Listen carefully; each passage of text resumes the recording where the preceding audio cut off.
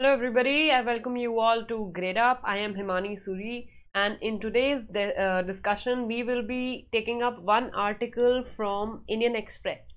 ठीक है, Indian express का एक आर्टिकल आज हम डिस्कस करने वाले हैं. ओके, ये देख रहे हो आप, इंडियन एक्सप्रेस का ये आर्टिकल है 24 मार्च का. बिकॉज ये एमटीपी बिल पास हो गया है. एमटीपी बिल लोकसभा में तो पहले ही पास हो गया था, अब ये राज्यसभा में भी पास हो गया है. This bill will be becoming an act एक बार प्रेसिडेंट का असेंट मिल जाता है तो. ठीक, तो ये क्या बिल है, इसमें क्या अच्छी चीज़ें हैं या क्या खराब चीज़ें हैं, इस चीज़ को हम डिस्कस करने वाले हैं. What are the pros and the cons of this bill, right? So let's get started. तो देखिए, पहली बात तो जैसे मैंने आपको बताया, pass by Lok Sabha last year ही मार्च में पास हो गया था और अब now stands blessed by the Rajya Sabha की राज्यसभा ने भी पास कर दिया. अब एक मेजर चेंज जो आया है इस बिल में, एक्चुअली एक medical termination of pregnancy act bill जो था 1971 का, उसमें प्रोविजन था टर्मिनेशन ऑफ प्रेगनेंसी के लिए, दैट द बिल रिप्लेसेस, पहले उसमें एक टर्म थी फॉर एनी मैरिड वुमन और हर हस्बैंड. ठीक है, इस लाइन को रिप्लेस करके इस बिल में कर दिया गया है विद एनी वुमन और हर पार्टनर. ठीक है, तो इसमें पार्टनर वर्ड ला दिया गया है, हस्बैंड वर्ड नहीं. तो इससे ये पता चलता है that bill is accepting the fact कि ज़रूरी नहीं है कि कोई वुमन अगर अबॉर्शन करवाना चाह रही है तो वो मैरिड हो. ठीक है, कोई वुमन अगर अबॉर्शन करवाना चाह रही है तो वो मैरिड हो, बिकॉज इसमें इस चीज़ को एक्सेप्ट किया गया है while contemplating termination of pregnancies resulting from contraception failures, thus ostensibly destigmatizing pregnancies outside marriage. ठीक है, तो इसमें एक जो स्टिग्मा अटैच्ड है related to pregnancy outside marriage और प्रेगनेंसी ऑफ अनमैरिड वुमेन, उसको ख़त्म करने की कोशिश की गई है इन दिस एक्ट. देखो, यहाँ पे है destigmatizing pregnancies outside marriage and second the time limit with the pregnancies. Time limit पे अभी आते हैं. इसमें बेसिकली जैसे कुछ केसेस में अगर अनवांटेड प्रेगनेंसी हो गई है due to some contraception was used but that contraception failed, ठीक है, किसी रीजन की वजह से, तो वो मेजर फेल हो गया जिसकी वजह से अनवांटेड प्रेगनेंसी हो गई. इस केस में भी इस केस को इंक्लूड किया है इस एक्ट में. सेकेंड जो इम्पोर्टेंट चेंज किया है, पहले जो टर्मिनेशन ऑफ प्रेगनेंसी है अलाउड थी 20 वीक्स तक, अब इसको इंक्रीज करके कर दिया गया 24 वीक्स. तो limit in within which pregnancies are legally terminable is increase. ये हमने पहले भी एक बार डिस्कस किया था. ठीक है, तो कितनी हो गई है ये लिमिट? 24 वीक्स तक हो गई है. देखो, राइटर कह रहे हैं कि bill's capacity to fulfil its professed aim of ensuring dignity, autonomy, confidentiality and justice for women. एक तो इस एम को पूरा करने की कोशिश करता है ये बिल कि विमेन को अपनी ऑटोनॉमी, अपनी डिग्निटी और अपना जो राइट है अपनी प्रेगनेंसी डिसाइड करने का, उसको वो कहीं ना कहीं सपोर्ट कर सके. तो ये कोशिश की गई है इन द बिल. यहाँ पे कहा जा रहा है while the limit of the first category, दो कैटेगरीज हैं बेसिकली, दो कैटेगरीज में डिवाइड किया गया है अबॉर्शन को. एक कैटेगरी जिसमें अबॉर्शन यानी कि medical termination of pregnancy is between 12 to 20 weeks और एक बिटवीन 20 to 24 वीक्स. ठीक है, 24 weeks is the upper limit, इसके बाद अलाउड नहीं. तो फॉर 12 to 20 वीक्स आपको एक मेडिकल प्रैक्टिशनर का अप्रूवल लेना होगा. ये देखो, in the first category the pregnancy is terminable subject to the opinion of one medical practitioner is raised from 12 to 20 weeks. The limit of the second category is raised including those exceeding 20 but not exceeding 24 weeks. ठीक है, तो इस चीज पे एक तो focus है जो हमने बात की. What else, और क्या है इस एक्ट में जो पिछले एक्ट से अलग है? लिमिट बढ़ा दी गई है और इसमें termination due to failure of contraceptive methods, इसको एक्सेप्ट किया गया है. Opinion needed of medical practitioner, इस चीज़ को भी एक्सेप्ट किया गया है. जब 20 to 24 वीक्स की अगर प्रेगनेंसी है उसको टर्मिनेट करना है तो दो रजिस्टर्ड मेडिकल प्रैक्टिशनर्स से अप्रूवल लेना होगा. ओके। और इसमें एक और भी चीज़ है, एक और भी एक प्रोविजन है कि अगर 24 वीक से ज़्यादा की प्रेगनेंसी है तब स्टेट मेडिकल बोर्ड से अप्रूवल लेना होगा। तो इसलिए हर स्टेट को बोला गया है that they will be setting up a medical board. Every state is required to constitute a medical board.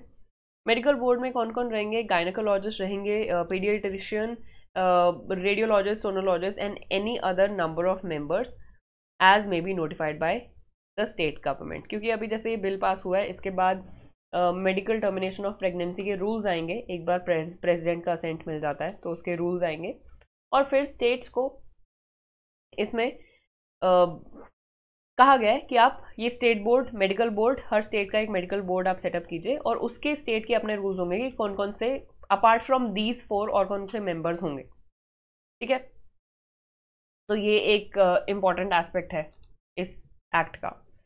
और क्या चीज है? The name and other particulars of women whose pregnancy has been terminated shall not be revealed. तो ये भी एक important factor है कि कॉन्फिडेंशियलिटी जो है उस वुमेन की जिसकी टर्मिनेशन हो रही है, प्रेगनेंसी टर्मिनेशन, उसके उसका नाम नहीं रिवील किया जाएगा, उसकी जो कॉन्फिडेंशियलिटी है उसको मेंटेन करके रखा जाएगा। ठीक है। अब राइटर एक क्रिटिसिज्म देते हैं। राइटर कहते हैं कि देखो जी, ऐसा है कि ये जो बिल है ना वो उन विमेन को केटर करता है, उन विमेन की नीड्स को केटर करता है, those who are in need to terminate pregnancy and those who want एक वो चीज होती है जो हम अपनी चॉइस से कर रहे हैं। ठीक है, अपने अपने हिसाब से अपनी चॉइस। ठीक है। और those who need to terminate pregnancy is कि उनके पास कोई और चॉइस नहीं है, they are force to terminate pregnancies due to some reasons.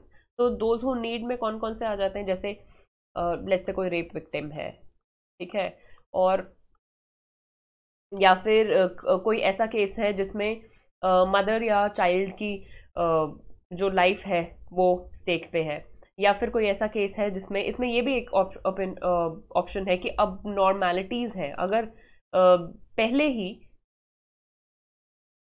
ही पता चल जाता है कि अगर बच्चे में कुछ अब नॉर्मेलिटीज है जो it's not good for life of the child, ठीक है, लाइफ ऑफ द बेबी, उस केस में भी कुछ कुछ प्रोविजंस है। तो as such the bill seeks to cater to women who need to terminate pregnancy as against the women who want to terminate pregnancy by not accounting for the right to abortion. फिर भी writer कह रहे हैं कि तब भी ये जो बिल है, despite being a progressive one, ये राइट टू अबॉर्शन नहीं देता है, क्योंकि राइट टू अबॉर्शन जो है एक वुमन के रिप्रोडक्टिव राइट्स का पार्ट है। ठीक है, तो वो कंप्लीटली नहीं देता। This is being said, this is one of the criticism. Okay, by not accounting for the right to abortion at will, अपनी मर्जी से, the bill effectively forces women to feign grave injury to physical और mental health. क्योंकि ऐसे भी बहुत सारे cases हो सकते हैं, इसमें कहा जा रहा है कि in which there is an unwanted pregnancy and the woman is not allowed to do the abortion. तो उस केस में काफ़ी मेंटल इंजरी हो सकती है या फिर काफ़ी मेंटल ट्रॉमा हो सकता है to the woman who is going through an unwanted pregnancy. ठीक है, ये चीज़ कही जा रही है। अब आगे क्या एस्पेक्ट्स हैं वो देख लेते हैं एक बार। इसमें एक ये बेनिफिट है कि for termination in case of anomaly, मतलब अ नंबर ऑफ फीटस अबनॉर्मैलिटीज अगर डिटेक्ट हो जाती है, फीटस में कुछ अबनॉर्मैलिटीज डिटेक्ट हो जाती है 20th वीक के बाद, ओके, तो हो सकता है कि पेरेंट्स डिसाइड कर लें कि नहीं, हमें ये वाली प्रेगनेंसी नहीं चाहिए, ठीक है, ये वाला बेबी हमें नहीं चाहिए। तो ये एक बेनिफिट है कि उसको टर्मिनेट करने की अलाउंस दे दी गई है। Help special category women, special category women जैसे कि रेप विक्टिम्स हो गई या फिर ill and under age women हो गई who are not capable of bearing the baby, okay, तो उनको टर्मिनेट करने की अलाउंस दी है इस एक्ट के अंडर। ठीक, और अनमैरिड वुमेन वाला एस्पेक्ट तो हमने पहले ही डिस्कस कर दिया है कि unmarried women if in case of a contraceptive failure, तो उनको एक राइट दे दिया गया, reproductive right to those women, ताकि एक स्टिग्मा जो अटैच्ड है उसको रिमूव कर दिया जा सके। ओके, अब गाइज और क्या कहा जा रहा है आर्टिकल में? राइटर कह रहे हैं undoubtedly women's right to terminate the pregnancy of a child likely to suffer from physical or mental anomalies or one diagnosed with female fetal abnormalities on socio-economic grounds merits recognition, कि ये जो allowance दी है कि हाँ abnormalities हैं तो इसको अच्छा कहा जा रहा है, बट एक इसका ना मॉरल एस्पेक्ट भी इससे अटैच्ड है कि ऑल्दो आप इस चीज को समझ रहे हो कि if the baby is having some abnormalities, okay, और उसकी abnormalities का हो सकता है कॉस्ट उठाना पेरेंट्स के लिए अफोर्डेबल ना हो, ठीक है, तो in that case it allows to terminate the pregnancy. But कहीं ना कहीं राइटर कह रहे हैं कि आप इससे ये भी रिफ्लेक्ट कर रहे हो कि those who are having abnormalities, ठीक है, दे आर नॉट डिजायरेबल, ठीक है, वो डिजायरेबल नहीं है, ये भी कहीं ना कहीं चीज रिफ्लेक्ट होती है। So this evidences a presumption that certain people are by default societally unproductive, undesirable and somehow more justifiably eliminable than others, ठीक है, तो this is one of the criticism. देखो अब ऐसे बिल्स आएंगे तो ठीक है, ऐसे बिल्स अगर जब आते हैं तो इसका प्रोस भी होते हैं कॉन्स भी होते हैं, ओके, तो अब राइटर को तो क्रिटिसाइज भी करना है, तो there are always points like this. तो इसके बाद कहा जा रहा है एबलिज्म, इसको वर्ड राइटर देते हैं एबलिज्म का, एबलिज्म की कौन कितना एबल है और कौन कितना एबल नहीं है, ठीक है।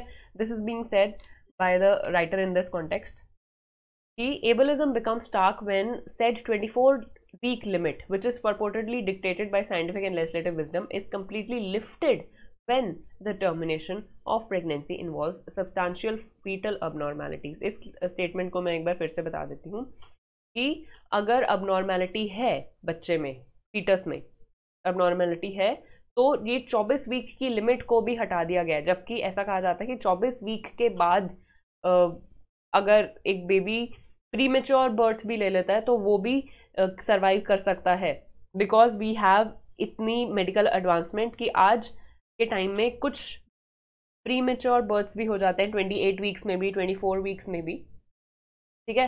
तो ये चीज ये बता रहा है कि 24 वीक्स की लिमिट को लिफ्ट कर दिया गया है फॉर दोज इन केसेस की फीटल abnormalities हो। तो this is a thing that we need to look at, ठीक है, ये शायद नहीं करना चाहिए था, ये राइटर कह रहे हैं। Thus, while the revised upper gestation limit is laudable, when we read एक बिल का प्रोविजन है सेक्शन 3 में, it is either the case that medical advancement is such that safe abortion is possible at any point, okay, or that a 24-week ceiling is scientifically essential and abortions beyond set limit would pose risk to health of pregnant women, ठीक है, यही कहा जा रहा है कि 24 weeks के बाद अगर अबॉर्शन होता है, मेडिकल टर्मिनेशन होता है, तो that will be a risk to the pregnant woman, okay. Finally the move from married women and her husband to women and her partner is appreciable, इसको राइटर फिर से अप्रिशिएट करता है। It is imperative that health care providers be sensitised towards scientific, objective and compassionate in their approach to abortions, notwithstanding women's marital status, कि सिर्फ और सिर्फ law लाने से कुछ नहीं होगा जब तक जो हेल्थ वर्कर्स हैं, जो हेल्थ केयर प्रोवाइडर्स हैं, जो हॉस्पिटल्स में एक्चुअली प्रेगनेंसी का टर्मिनेशन करेंगे, उनको भी सेंसिटाइज करने की ज़रूरत है कि वो बायस्ड मैनर में बिहेव ना करें ऑन द बेसिस ऑफ कि उस वुमन का मैरिटल स्टेटस क्या है, इज शी मैरिड और unmarried, on the basis of that, okay. Finally writer conclusion में कहते हैं कि in the landmark judgment in K S. Puttaswamy case, ये सुप्रीम कोर्ट की जजमेंट थी जिसमें सुप्रीम कोर्ट ने रिकॉग्नाइज किया women's constitutional right to make reproductive choices and the right to abstain from procreating was read into right to privacy. ये बहुत ही अच्छा पॉइंट है guys, you should be knowing about this. ये कह रहे हैं कि हर वुमेन के right to privacy, right to dignity और राइट टू बॉडीली ऑटोनॉमी के under right to reproductive choice आता है, और right to abstain from procreating उस वुमन की right to privacy, dignity and bodily autonomy के अंडर आता है, ओके। ये सुप्रीम कोर्ट ने कहा था इस केस में। The MTPA bill writer says which now awaits president assent to become law falls short of meeting its constitutional standard, ठीक है, कि कुछ जगहों पे ये एमटीपी बिल जो है प्रॉपरली विमेन को वो राइट्स नहीं दे पाया है जो इस पुट्टास्वामी केस में कहा गया था कि एक विमेन के पास होने चाहिए, ठीक है, राइट। वायबिलिटी एक ना वायबिलिटी वाला एस्पेक्ट है इस एक्ट में। वायबिलिटी एस्पेक्ट मतलब कि period from which foetus is capable for of living outside the womb. मतलब वायबिलिटी ऑफ फीटस ये है कि जैसे जैसे हमारी टेक्नोलॉजी इंप्रूव होती जा रही है तो प्री मेच्योर, जैसे मैंने बताया, प्री मेच्योर बेबीज भी हो जाते हैं आजकल, और उनको इंक्यूबेशन सेंटर्स में रख के उनको सरवाइव करवा दिया जाता है क्योंकि हमारे पास ऐसी टेक्नोलॉजीज हैं। ओके, लेकिन इसका ये चीज भी एक एस्पेक्ट है कि अगर आप अबॉर्शन लॉ, ये भी एक और पॉइंट है कि आप अगर आप अबॉर्शन लॉ को और भी ज्यादा लिबरल बना देते हैं, ठीक है, तो जो सन प्रेफरेंस है, बेटे की जो प्रेफरेंस है, वो कहीं ना कहीं उसको बढ़ावा मिल सकता है। क्यों? क्योंकि आपने अबॉर्शन को थोड़ा सा लिबरल बना दिया अबॉर्शन के, क्योंकि आपको पता है अभी भी इवन डिस्पाइट बीइंग इलीगल, हमारी कंट्री में इलीगल बेसिस पे भी अबॉर्शंस होते हैं just because of son preference. ठीक है, तो और भी ज्यादा अगर हम अबॉर्शन को लिबरल बना देंगे तो सन प्रेफरेंस बढ़ जाएगी। इसका मतलब ये नहीं है कि अबॉर्शन के एक्ट को लिबरल ना बनाया जाए, इसका मतलब ये है कि सोसाइटी में हैवी पेनल्टी होनी चाहिए, स्पेशली हेल्थ वर्कर्स पे हैवी पेनल्टी होनी चाहिए जो एक्चुअली इलीगल अबॉर्शंस करते हैं। ठीक है, specially just for the reason of son preference. ठीक, तो we have to have better penal action and we have to have better societal sensitization for that. ठीक है जी, तो this was about this article. इसी के साथ हम इस डिस्कशन को वाइंड अप करते हैं। And to tell you about this Gradeup super sale, you should know that आप स्पिन एंड विन के साथ फ्लैट 30% ऑफ तो आपको मिल ही रहा है ग्रेड अप सुपर के सब्सक्रिप्शन पे, साथ ही साथ आपको अप टू 40% का भी ऑफ मिल सकता है on grade up super subscription. So go right away and subscribe to Grade Up Super. Thank you so much for joining in.